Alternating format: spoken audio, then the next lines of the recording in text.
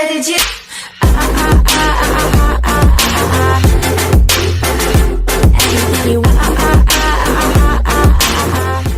Bonjour, vous en avez marre de manger gras?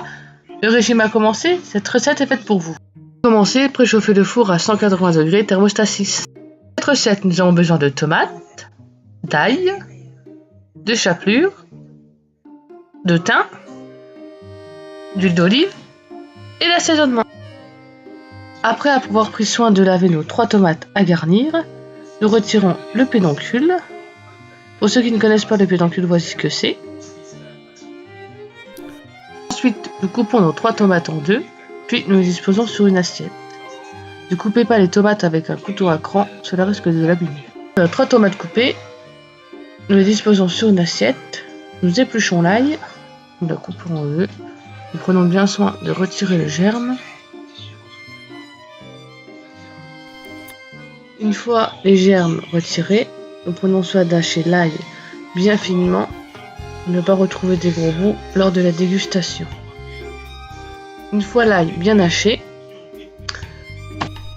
nous effeuillons le thym, ce qui signifie retirer les feuilles d'après les petites branches. Pour les quantités, il n'y a pas de grammage précis. Tout dépend du goût des personnes. Pour ma part, je n'en mets pas beaucoup car le thym a une forte odeur.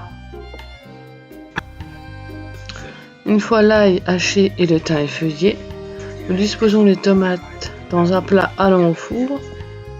Nous saupoudrons les tomates de thym. Mettons bien partout mais pas en grosses couches pour le sortir lors de la dégustation mais que ça ne sente pas trop fort non plus. Nous faisons pareil avec l'ail. Nous en mettons un peu partout et pas à grosse dose non plus. Ensuite, nous assaisonnons avec du sel et du poivre et un petit filet d'huile d'olive.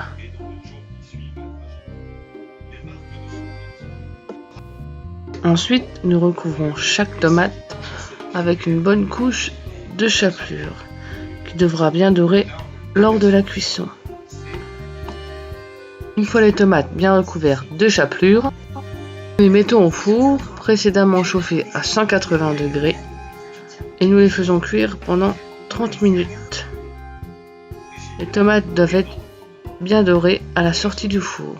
Une fois les tomates cuites, nous les disposons sur une assiette pour nos invités ou pour les déguster nous-mêmes.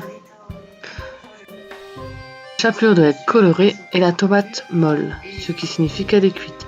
Vous pouvez couper et déguster. J'espère que vous serez nombreuses et nombreux à nous regarder. Nous attendons vos avis en espace commentaire et nous invitons à notre page Facebook. À bientôt pour une nouvelle vidéo.